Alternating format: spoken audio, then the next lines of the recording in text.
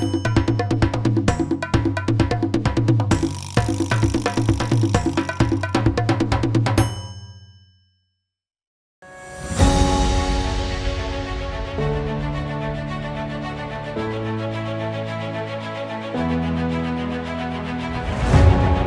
brothers and sisters. Welcome to Black Logic. Today, we'll be going over the Carlee Russell investigation, or as I name it, Finessing America, the Carlee Russell Show. The alleged kidnapping of Carlee Russell, it was reported she had been abducted against her will, sparking a frantic search by law enforcement and concerned citizens. Now, news outlet quickly picked up the story and the case garnered national attention. Now, that was the first red flag for me because there are many of our black women that get kidnapped and go missing and put inside the drug trafficking ring as well as the sex trafficking ring. Now, Carlee Russell, she's between the age of 23 to 25, and law enforcement agencies sprang into action, launching a thorough investigation to Carlee Russell's disappearance. As days passed without any solid leads, speculation began to emerge. Some theorized that the kidnapping might have been staged for personal gain or attention, while others believe there could have been darker motives at play. The question that lingers in everyone's mind, your mind, my mind, why would Carlee Russell fake her kidnapping? Possible motives include seeking attention, evading personal problems, or even trying to implicate someone falsely or trying to get somebody on the trick bag. Now, additionally, individuals close to Carlee may have come under suspicion as potential suspects. Now, filing a false police report, especially regarding a serious crime like kidnapping, carries severe consequences. If proven the abduction was indeed staged, Carlee Russell could face criminal charges, which it seems though is leaning to, including making false statements to law enforcement. These charges could result in significant penalties, including fines and potential jail time. Now, the community's reaction to the alleged kidnapping was initially one of the shock and concern, because as news spread, rallies and villages were organized in support of Carlee Russell's safe return. However, as the case started to unfold, as doubts about the authenticity of the incident arose, public sentiment became divided, leading to heated debates online and offline. Now, of course, the media played a crucial role in disseminating information about the case. However, the incident speculation may have impacted the investigation negatively.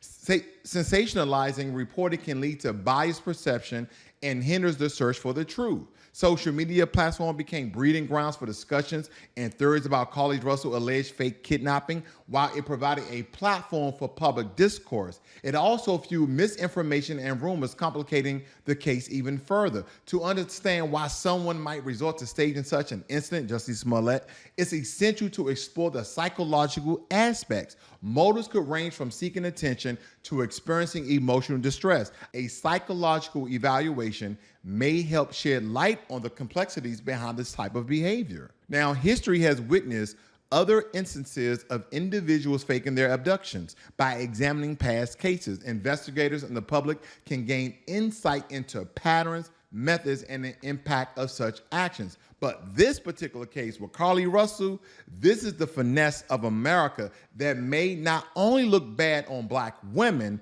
but black people alike. We have to understand that the dominant society does not see black people as individual. They speak to us, they see us as a monolith. So one thing that one of our people that garners national attention will and may affect us all. I know, a contradiction, but nonetheless, I'm more leaning to it will affect us in some sort of way, especially in remembrance of the Jussie Smollett case. We have to analyze this particular investigation with the remembrance of what Jussie Bussy Smollett has done. So what you're about to see is allegedly Carlee Russell's car as she is witnessing a male toddler in Pampers on the side of the highway. This highway is I-459, and this is the highway camera. Now, as you notice, she is slowly along the shoulder with her hazardous lights on. For quite some time here, people are roughly stating this is around 600 yards. If you can see in the dark,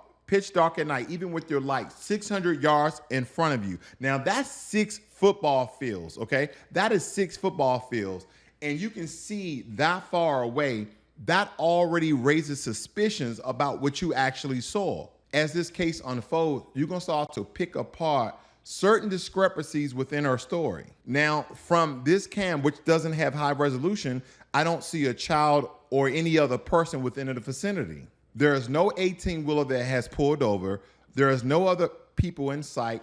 And one of the biggest indicators here is that no other vehicle has pulled over. Now we're about to listen to the 911 call when Carlee Russell called into the Alabama police station.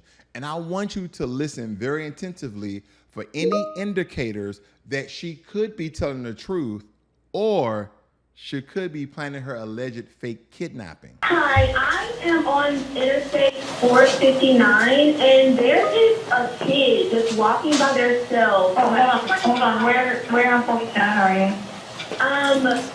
I'm right next to the exit 10 by the Hoover Med, like to get off by the Hoover Med. Okay, so you're before.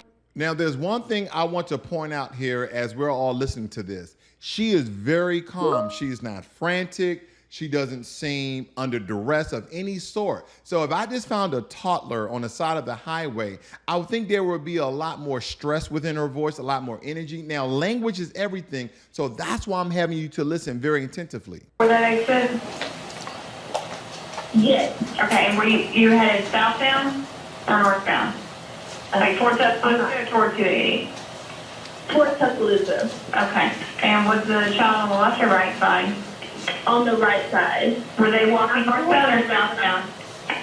They're walking towards Tuscaloosa. Walking southbound? Or how old do they look? Like a toddler, maybe 3 or 4. Did you pull over with them? Are you still with them? Yes. Okay, are you with the child right now? No, I'm not. I didn't get out of the car. I can see them though. Do you mind staying and keeping an eye on them until we get there? Yeah, sure, yeah. Okay, what kind of car are you in? I'm in a red Mercedes-Benz. Is that a sedan or SUV? SUV. I mean, it's a sedan. Sorry. Can you put your hazards on for me? Yeah, they're on. Okay. Did you talk to the child at all, or did you say anything to them? No. Okay. No. Do they look like they're injured? No, they don't. Are they white, black, Hispanic, or Asian? Now, I have a couple of questions here. You see a toddler on the side of the road. You don't see any parents within the vicinity. Now, I can understand you being a female. It's very dark at night on the side of a highway, a very busy highway, and you're not willing to jump out your vehicle but keeping eyes on the toddler. But I would like to believe if you pulled over, most people would have got outside of their vehicle and secured the child and stayed in place to see if somebody would come up and claim the child, and as you did, call the police to see if anyone else. More times than not, some people would have just pulled over, asked the child to come to the vehicle and not got outside of their car in fear of their own safety to make sure this is not some sort of trap. Because why would a toddler be walking around at night beside a very busy highway with no one in sight of this potential toddler? Because even people who give up their children, even people who no longer want their children, give their children to the fire department, give their children to the police department, they have ways about going away, giving away their children because they no longer want to have them anymore, or they no longer can take care of them. So as we analyze this even more, it's becoming more and more suspicious of her potential kidnapping or the alleged make-believe of her kidnapping. They're white. Okay. Is it male or female? I think it's a boy, a little boy. Right now? Okay. So is he wearing clothes? Yes. Okay. What is he wearing? It's a white t-shirt, and it doesn't look like he has any pants on. It looks like a diaper. And you don't see any cars anywhere? No cars anywhere.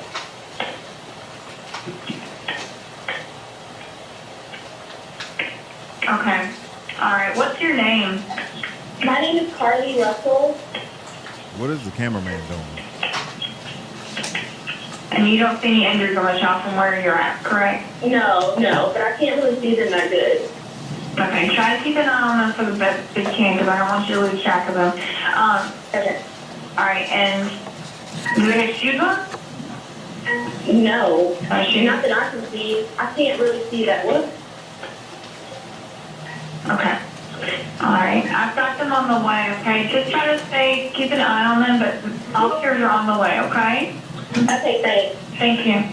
Okay, bye. Now we're about to hear a representative from the Hoover Police Department on the case. And I want you guys to listen very carefully as he starts to unravel and tell the story within the investigation about Carlee Russell potential kidnapping.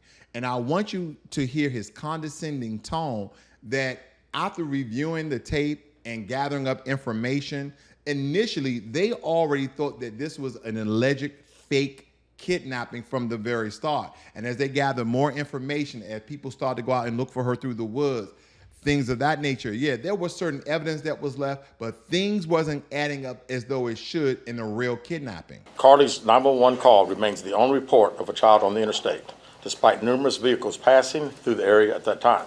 Correct. No one has called to report that a child is missing, and the Hoover Police Department did not locate any evidence of a small child walking down the interstate. So first, there's no evidence that a small child has been missing, and then secondly, the hundreds of people that was traveling along that highway, no one saw this potential toddler.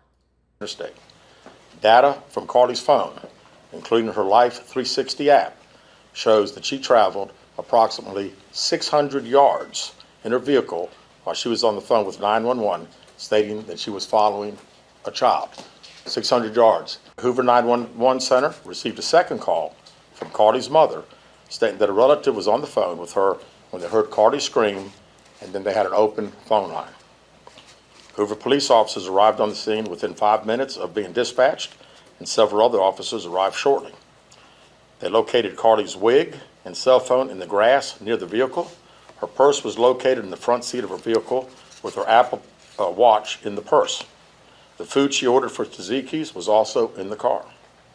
The items she purchased from Target, as well as the items taken from her place of employment, were not in the vehicle, nor were they located anywhere around the scene. During this press conference, he was laying out all the resources that was used to try to investigate this potential kidnapping, to track her down, to follow the steps in which someone has taken her. It's stated in a police report, as he states here, that she was abducted and put inside of an 18-wheeler.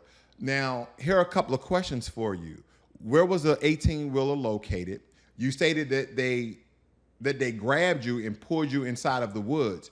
Where inside of the woods was the 18-wheeler located? Was it another highway that was adjacent to I-495? Potentially, how far did they make you trek through the woods in order to get to this 18-wheeler? Because here's the thing, family.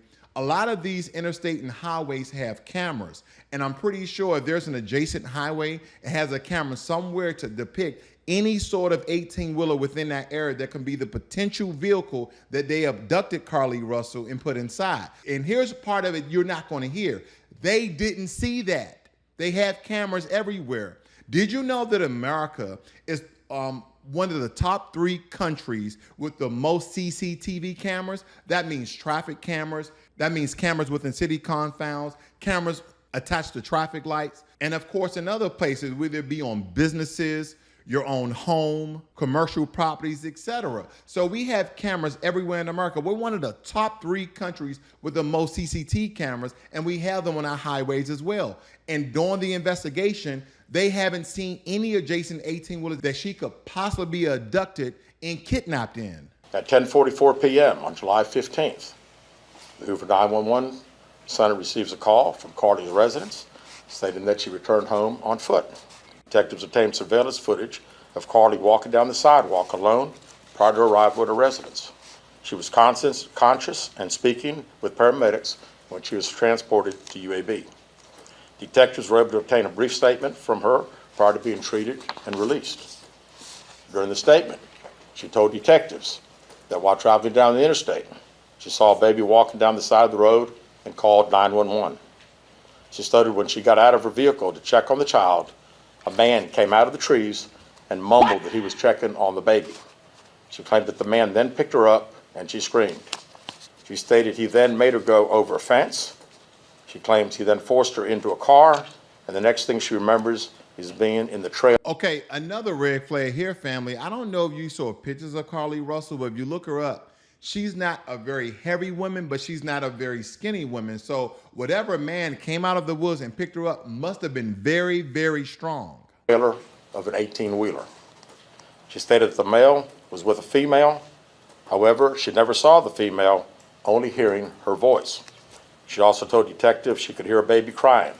She told detectives the male had orange hair with a big bald spot on the back.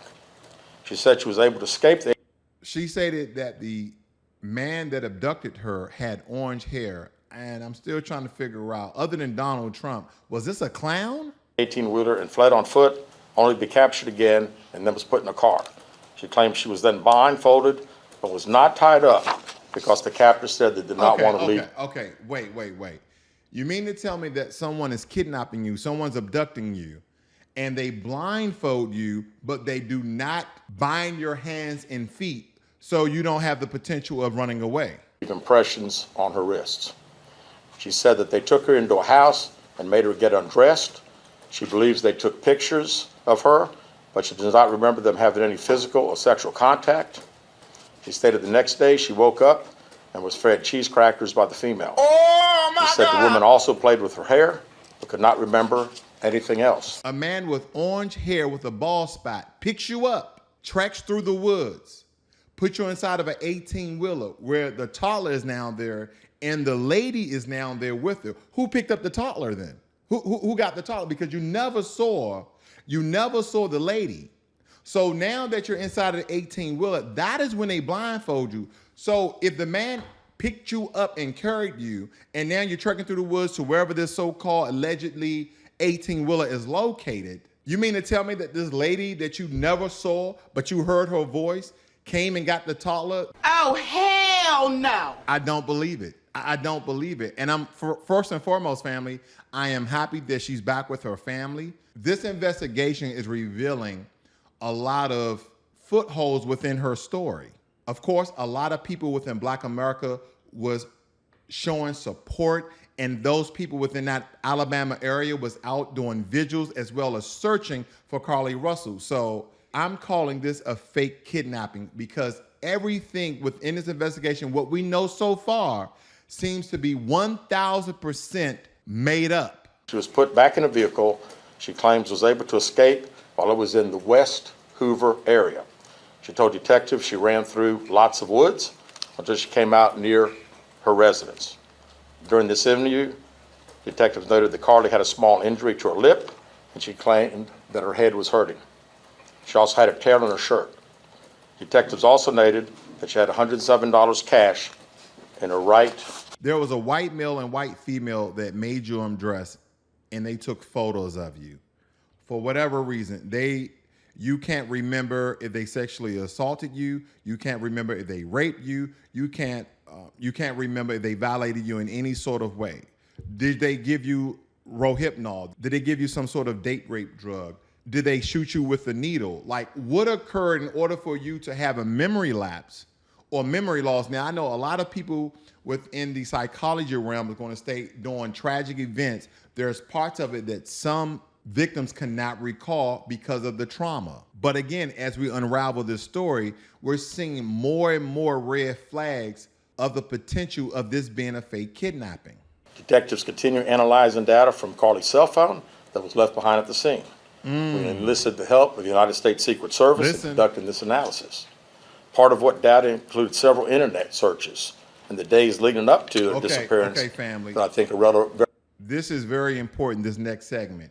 If you just tuning in, this is the most important part of this entire investigation of her Google searches. It's very important that you know that every search that you make, Microsoft, Bing, Google search, all of these search engines, did you know that the U.S. government has the ability to recall that information of everything you looked up? So it don't matter what you're looking up, doesn't matter what you're trying to hide. If something occurs where they need that information, trust and believe they can get that information regardless of your constitutional rights. Very relevant to this case. On July 11th at 7:30 a.m., the term, "You have to pay for an Amber Alert," was searched. Oh my God! On July 13th at 1:03 a.m., the day of her disappearance, the term, "How to take money from a register without being caught," was searched. Oh my God! On July 13th at 2:13 a.m., the day of her disappearance, the term "Birmingham Bus Station" was searched. July 13th, 2:35 a.m., a search for a one-way bus ticket from Birmingham to Nashville was conducted with a departure date of July 13th. On July 13th at 12:10 p.m., a search for the movie Taken, a film about abduction, Okay. was. Now, if you haven't heard anything until now, you must know all of these Google searches happening in the time frame of her being kidnapped. From the very beginning and during the kidnapping, she is making searches like the movie Taken, so she can probably review it to see how they've done it within the movie.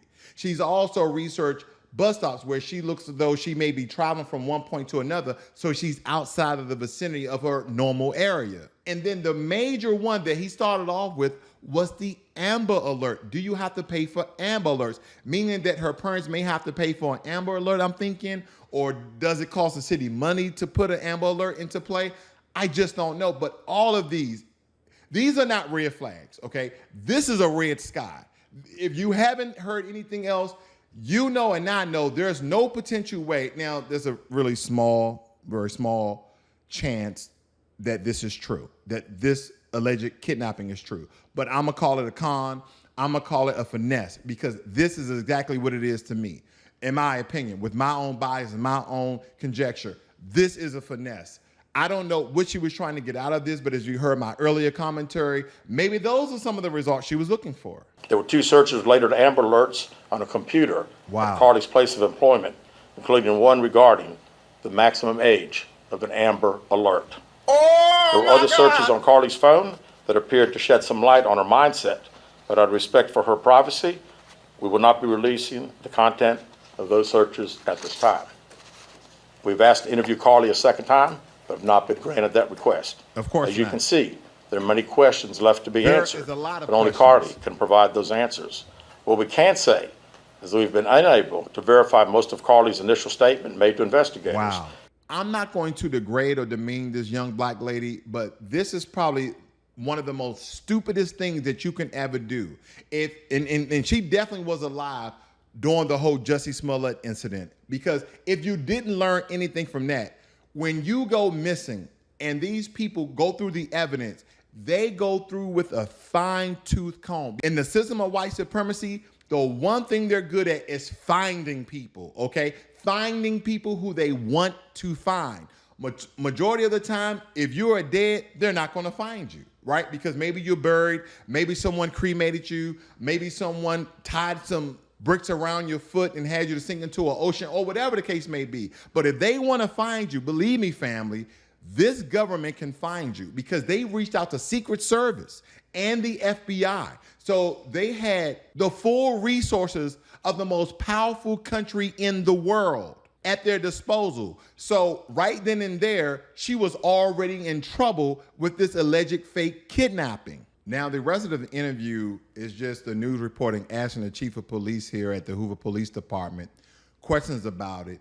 And even during this questioning, he was giving off the information and energy that he did not believe not one iota of Carlee Russell's story that they found or did not find during this investigation. Now, we're going to just briefly run down some of these. We won't tally here too long, but there's some key things I want you guys to remember about this case. There was a toddler in diaper, and there was a man that came out the wood with orange hair with a bald spot. They was on I-495, and they pulled her into an 18-wheeler. As I stated before, where was the 18-wheeler located? Was it on I-459? Was it trekking through the woods, maybe an acre or two or a mile or two away? Because he said he picked you up. How big was this guy? How strong was this guy to pick you up? She escaped the truck but was captured again and put into a car. So was the woman in the car? Because the man was in the truck in the 18-wheeler, was he not? Because he put you in the truck. So who caught you? Was the male or the female? There are so many questions that the police is going to ask her, and they're going to end up locking her ass up. That's what I'm telling you right now, family, because first is an 18-wheeler, and now there's a car. Was the 18-wheeler stashed inside of the woods? Was it on blocks? Was it mobile? Was it working? Did you hear the engine running?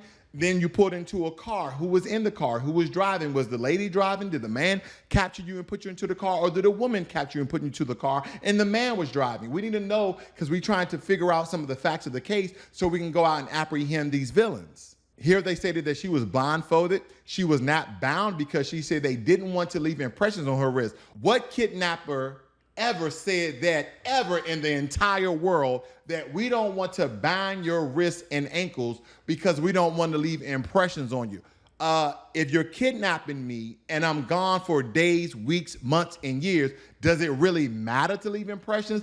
That is because I call bullshit once again. She does not remember them having any physical or sexual contact with her. Do you remember that the man picked you up and carried you to the 18-wheeler? That's physical contact.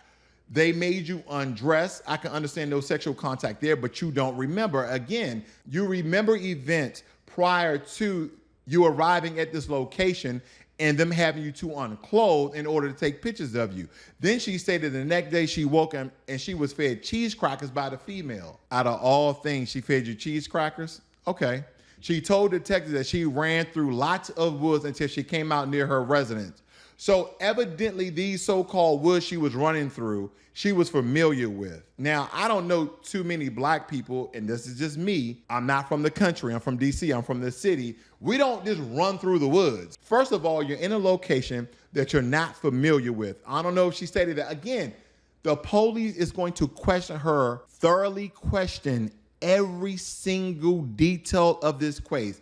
Anything that I can think of, they're going to question. Anything that you can think of, they're going to question. And anything that can possibly be questioned, they're going to question her. Were you familiar with your surroundings? How did you know the woods so good that you popped up at your home? Was it haphazard? Because again, what are the chances? What are the chances of all these events happening as though she said it happened? And then these small lapses in memory throughout this. Now, secondly, she stated she had roughly $107, $130 in her sock. What kidnappers you know makes you unclothe yourselves and can't see $107 inside your sock? Maybe she had a $100 bill, a $5 bill, and a $2 bill. Maybe she had a $100 bill and a $10 bill. Maybe she had a $100 bill and $7 bills. I just don't know. But what kidnapper is letting you go away with $100-some?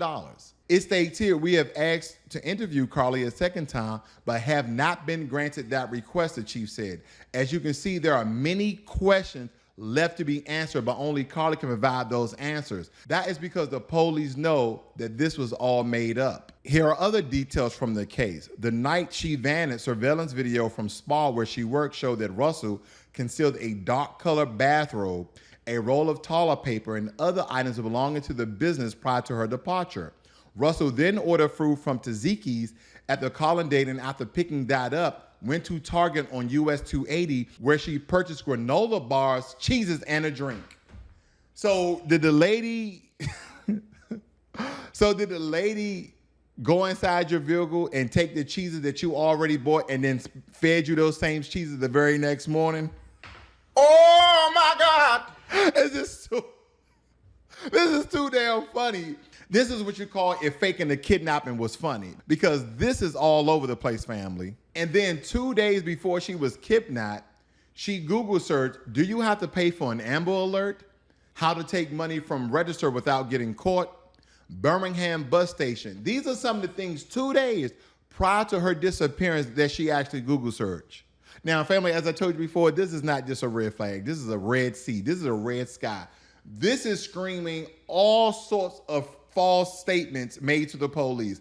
This is alleged kidnapping. This is falsifying official statements to the police. I don't know what charges she's going to be charged with, but family, she's in a whole heap of trouble, because here's what this young lady don't understand. If I go back to the previous section here, is one thing, again, family, I keep telling you, it states here, the night she vanished, surveillance video from the spa where she worked showed that Russell concealed a dark-colored bathrobe. Again, there's cameras everywhere, and you think you're going to get away with falsifying information to the police, faking your kidnapping, faking being sexually assaulted or physically assaulted. I'm telling you right now, out in public is not the place to do it. And then the Google searches. You mean to tell me You didn't use incognito mode by Google. You didn't use the search engine Brave. You didn't use all these other websites that hide your traffic and hide what you're actually searching. Again, I am not trying to condone people to do the wrong thing by making false police reports, because this right here is not just bad for Carlee Russell. It's not just bad for black women, but it is bad for black people in general, because within a 3 to 5 timeline, we have already had 2 black people to falsify statements to the police of actions that potentially occurred that in actuality has not. Even though this hasn't been proven to be fake, but family, once again, I'm gonna tell you, this was all curated and acted out by Carlee Russell. The next, it states here that Russell drove the length of 6 football fields. Data from Russell's phone, including her Life 360 app, showed that she traveled approximately 600 yards in her car while she was on the phone with 911. So when you saw this potential video, she was already on the phone with police officers reporting this alleged toddler being on the side of the highway. And as you notice, she's continuing to go. And I'm looking at the lights. There is no toddler in sight. You see the overshadowing of the light on the right-hand side? There's no toddler there. And then they zoomed in here. There's still no toddler. And there's light shining of cars prior to her reaching that potential point. She then stops. There was no toddler in sight. Believe me, police officials went over this with a fine-tooth comb, and of course, many assistance from AI, Secret Service, as well as the FBI. So the only baby I believe she saw is the baby. See, events like this highlight the importance of honesty and integrity in reporting crimes. Falsifying claims undermines public trust in law enforcement, and it also undermines public trust in law. It's essential to prioritize and to perpetuate skepticism towards real victims making true claims. Now, in this potential case of Carlee Russell's alleged fake kidnapping, we understand it has sparked widespread discussions and debates. While the truth behind the incident remains very uncertain, not to me, that's what some people are going to say, of course, we have one of the highest reports of black women gone missing. And this is only going to perpetuate a stereotype and create a stereotype that a lot of these so-called black women gone missing is false, made up, and curated by those who are supposedly kidnapped and her family and friends that assisted her in this crime.